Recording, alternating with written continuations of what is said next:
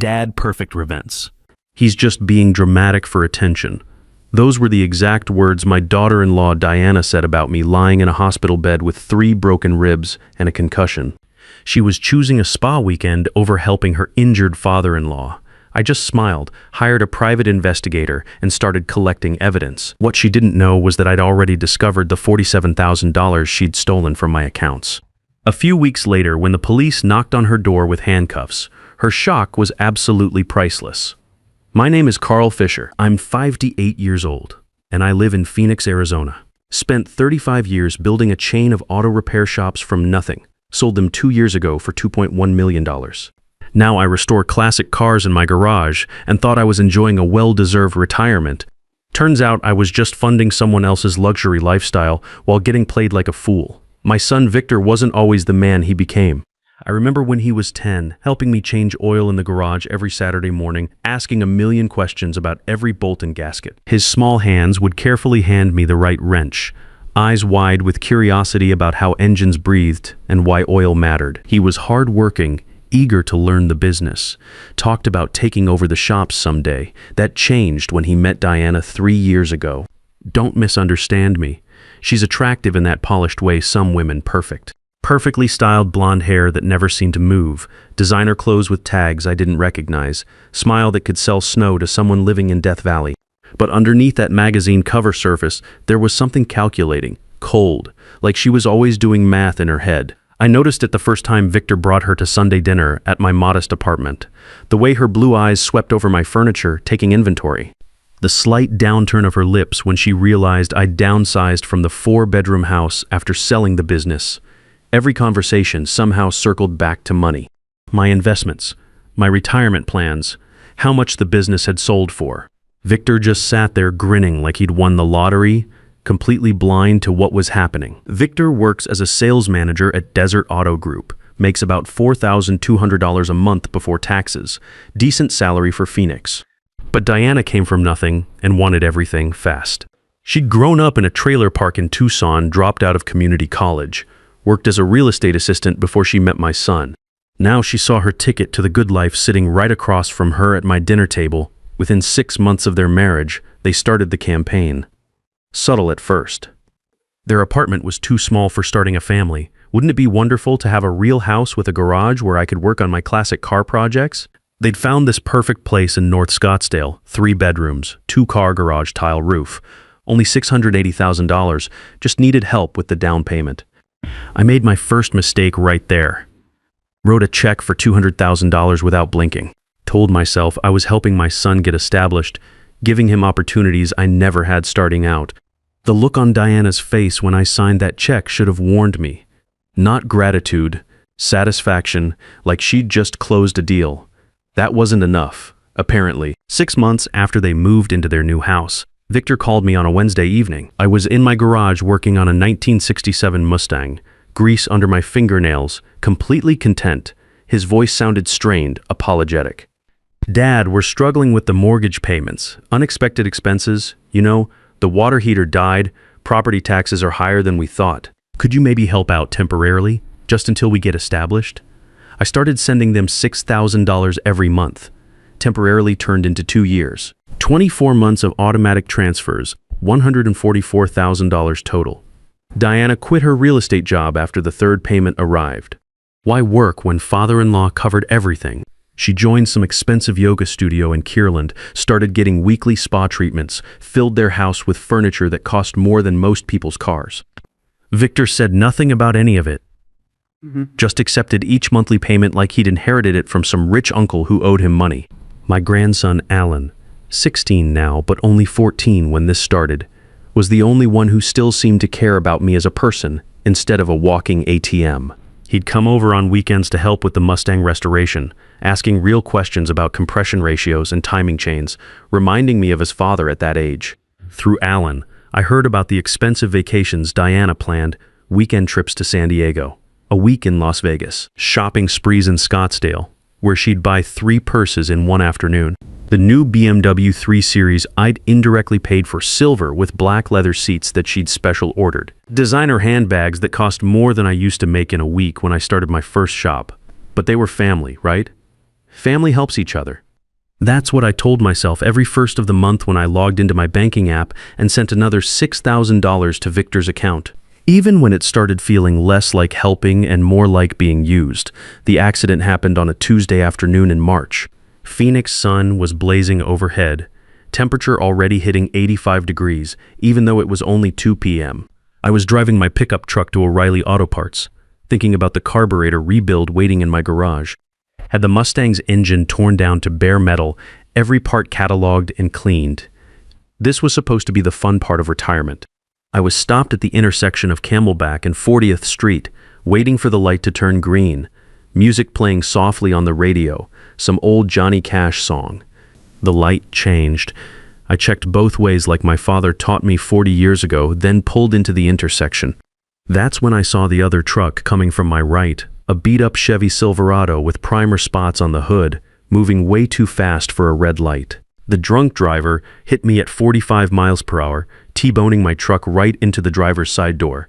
The impact spun my pickup twice before it slammed into a concrete light pole. The last thing I remembered was the smell of antifreeze and the sound of breaking glass. Then everything went black. I woke up in Banner, Good Samaritan Medical Center 6 hours later with pain radiating through my entire right side. Every breath felt like someone was stabbing me with a knife. The emergency room doctor, a tired-looking woman in her 40s, explained the damage. 3 broken ribs, severe concussion, damaged left leg that would need physical therapy. The drunk driver who hit me was in the ICU, blood alcohol level twice the legal limit. "You're lucky to be alive, mister." "Fisher," she said, checking my pupils with a small flashlight. "Another few inches and that impact would have crushed your chest cavity." "Lucky." Didn't feel lucky lying there in that sterile room, every movement sending lightning bolts of pain through my torso. I called Victor from the hospital bed, hands shaking as I dialed his number. Told him what happened, where I was, that I was hurt and scared and needed family around me. "I'm at work, Dad. Big presentation this afternoon. Can it wait until evening?" 4 hours later, he finally showed up. Diana was with him, wearing yoga pants and a tank top like they'd been interrupted during some casual afternoon workout. No flowers in their hands, no concerned expressions on their faces, just irritation at having to be there. Victor stood awkwardly at the foot of my hospital bed, hands shoved deep in his pockets, looking everywhere except at my bandaged ribs. Diana stayed near the door, checking her iPhone every 30 seconds like she was expecting some urgent message about a clearance sale at Nordstrom. "How are you feeling?" Victor asked automatically, the question empty as a campaign promise. "Like I was hit by a truck," I said, trying to shift positions and wincing as pain shot through my chest because I literally was hit by a truck. Diana looked up from her phone, irritation flashing across her perfectly made-up face. "Well, the important thing is, you're okay. The hospital is taking good care of you. They have all that expensive equipment and professional nurses. Doctor says I'll need help for a few weeks," I said, watching their faces carefully. "Recovery, physical therapy, getting around. Can't drive with this leg, can barely walk to the bathroom without help." That's when Diana cut me off, her voice sharp and cold as January wind. "We can't take care of you, Carl. We're going to that wellness retreat in Sedona this weekend. Everything's already paid for. The spa packages, the couples massage sessions, the meditation workshops. We've been planning this for months." I stared at her, wondering if I'd heard correctly. "I was in a car accident. I have 3 broken ribs and a concussion." "We understand that," she said, crossing her arms defensively, "but our weekend can't be canceled. You'll be fine here. They have nurses, professionals, people who actually know about medical stuff. That's what hospitals are for." I looked at Victor, waiting for him to say something. Anything. Tell his wife that his injured father took priority over hot stone massages and yoga classes. That family emergencies trumped spa appointments. That basic human decency meant staying with someone who'd given you $344,000 over 2 years when they needed help. He met my eyes for maybe half a second, then looked away like a guilty dog. "Diana's right, Dad. We can't cancel now. You're in good hands here." The room felt colder suddenly, despite the Arizona sun streaming through the window and the heating system humming in the walls. I looked at these 2 people, my son and his wife, and saw them clearly for the first time in 3 years. Not family. Not people who cared about me as anything more than a monthly deposit into their checking account. Just 2 strangers wearing familiar faces, calculating the cost of human decency and finding it too expensive. Deanna was already heading toward the door, car keys jingling in her manicured hand. We should go. Still need to pack, and traffic to Sedona is terrible on Friday afternoons. Feel better, Carl. Victor hesitated at the door, guilt flickering across his face like a fluorescent light about to burn out. For a moment, I thought maybe he'd remember who raised him, who taught him right from wrong in that garage all those years ago. Then he followed his wife out, leaving me alone with the steady beep of heart monitors and the hollow ache of betrayal settling somewhere deeper than my broken ribs. I lay there for hours after they left, staring at acoustic tiles on the hospital ceiling. Every breath hurt. Every movement sent pain shooting through my side like electricity. And I thought about $6,000 a month for 24 months, $1,444,000 just handed over because I'd believed that family meant sacrifice and loyalty, about the $200,000 down payment on their house. About all those years building my business from nothing, working 12-hour days, believing that generosity would be repaid with at least basic human dignity when I needed it most. They couldn't spare one weekend, not one weekend to help the man who'd funded their entire comfortable lifestyle. Something shifted in me then, lying in that sterile room with machines monitoring my vital signs. Something cold and calculating and absolutely certain about what came next. The nurse who came to check my vitals around 9 p.m. was kind. Probably in her 50s with gentle hands and tired eyes. She saw me staring at my phone display showing 23 missed calls from Victor and Diana family trouble. She asked softly. I told her they'd left me here to go to a spa weekend. Watched her expression shift from professional sympathy to genuine disgust. These healthcare workers see everything. But this apparently shocked even her. You have people who can help when you get discharged. That question settled something for me. No, I didn't have people, but I had something else. I had money, I had clarity, and I had enough pride left to stop being a victim. More importantly, I had resources they didn't know about and connections they'd never considered. I'll figure something out, I told her, but I'd already started figuring. My mind was working like it hadn't in years, planning and calculating and preparing for what would become the most satisfying few months of my retirement. Diana and Victor had just made the biggest mistake of their lives. Choosing spa treatments over family loyalty. They had no idea what kind of storm they'd just unleashed or how thoroughly I was about to turn their comfortable little world upside down. The next morning, I called a home care agency from my hospital bed. They could provide a professional caregiver, someone trained in post-accident recovery, for $3,800 a month. Barbara Lewis, 55 years old with 20 years of nursing experience, could start the day I was discharged. No drama, no emotional manipulation. Just professional care in exchange for professional payment. We'll have everything ready for your return home, Mr. Fisher, Barbara said during our phone interview. Her voice was warm but businesslike, exactly what I needed. The second call was harder but necessary. I pulled up my banking app on the hospital's Wi-Fi, fingers still shaky but determined. First, I canceled the automatic $6,000 monthly transfer to Victor's account. 3 clicks and 24 months of enabling was over. Then I started digging deeper into my account history, checking 6 months of statements more carefully than I'd ever bothered to before. That's when I found them. Transfers I definitely didn't remember making. $7,500 on March 15th, $8,204 on April 3rd, $6,800 on May 12th. Small amounts spread across different days designed to look normal if you weren't paying close attention. Someone had been accessing my accounts beyond the monthly payments I'd authorized. The total was $47,000 stolen over 8 months. My phone started ringing immediately after I canceled the automatic transfer, Diana's number first, then Victor's, then Diana again. I declined every call, watching the missed call counter climb. Text messages started floating in like angry hornets. Dad, there's a problem with the transfer. The money didn't come through today. We have bills to pay. This isn't funny anymore. I turned off all notifications and called my lawyer, Howard Martinez. Howard's been handling my legal work for 15 years, helped me structure the sale of my auto shops, knows me as a careful, methodical businessman who doesn't make accusations lightly. Carl, what can I do for you? His voice carried concern when I explained I was calling from a hospital bed. I told him about the unauthorized transfers, about what I'd discovered in my banking records. Howard was quiet for a long moment, and I could hear him typing on his computer, probably taking notes. Carl, this pattern sounds like elder financial abuse. That's a felony in Arizona, Class 2 if the amount exceeds $25,000. We're talking serious prison time.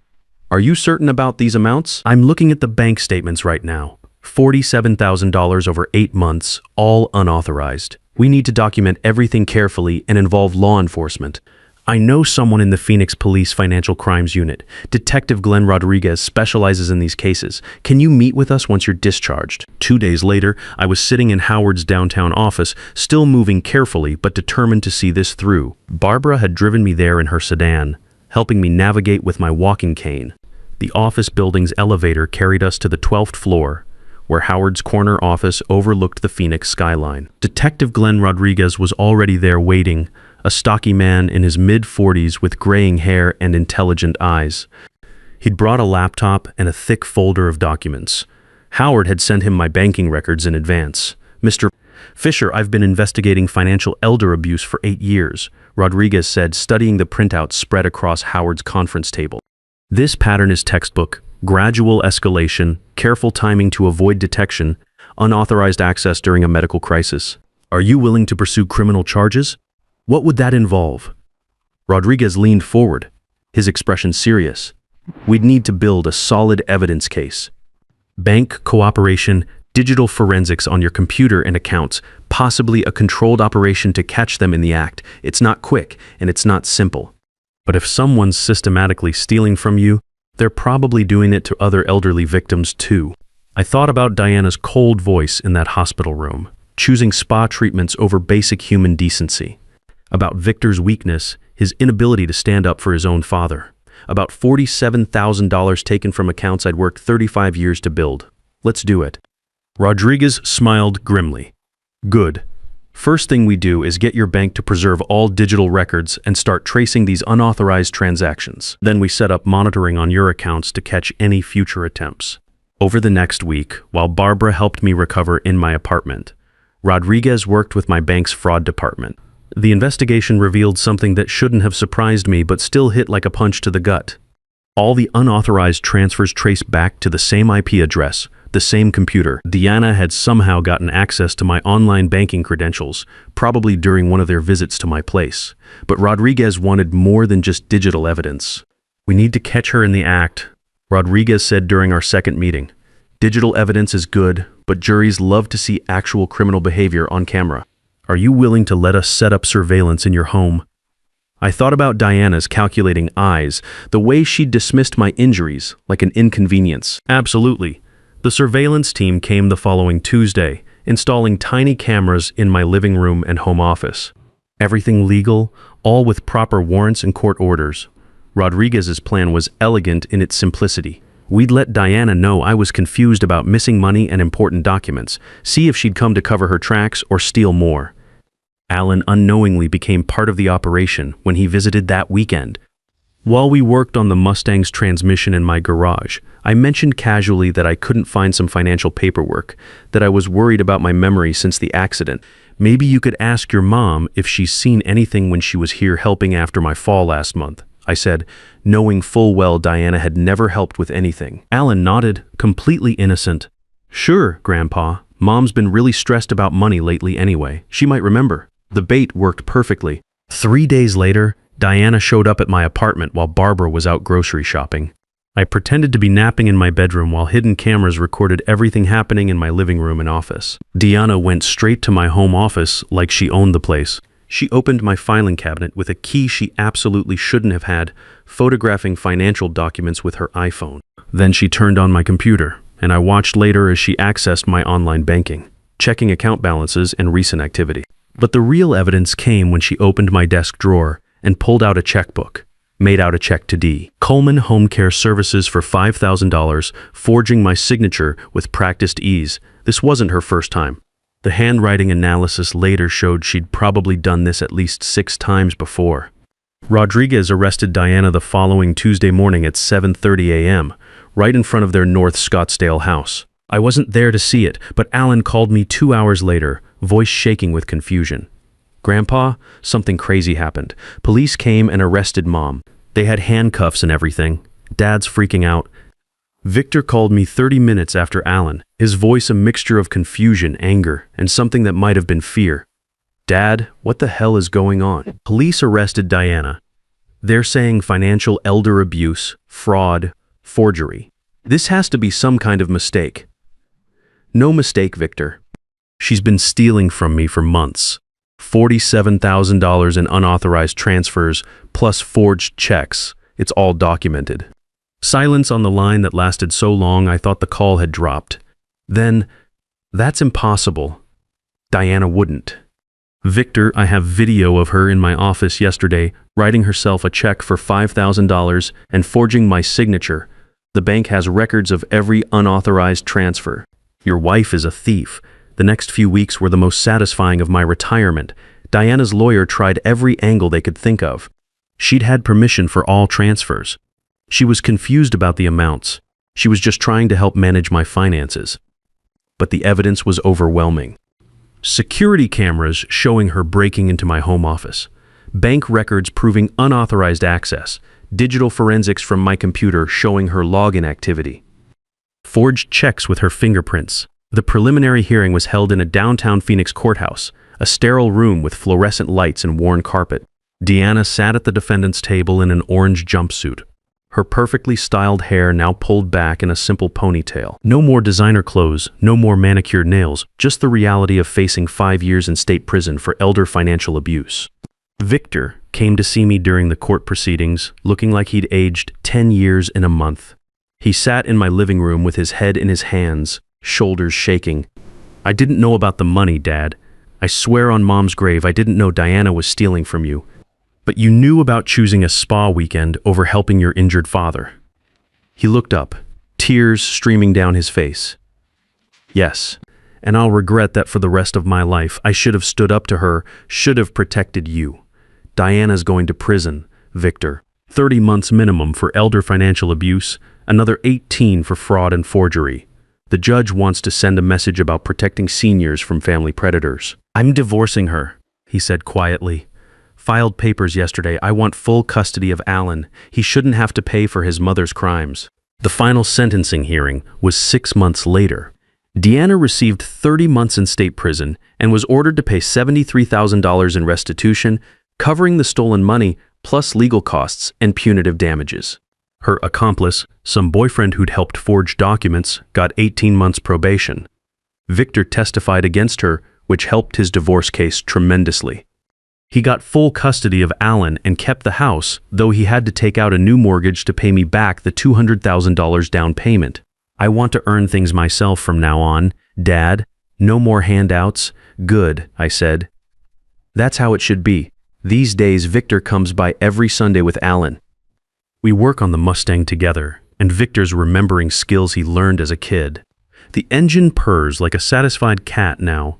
That beautiful V8 rumble filling my garage every weekend. Alan's become quite the mechanic, probably better than his father was at 16. Victor's also started paying me back the $144,000 in monthly payments, $800 at a time.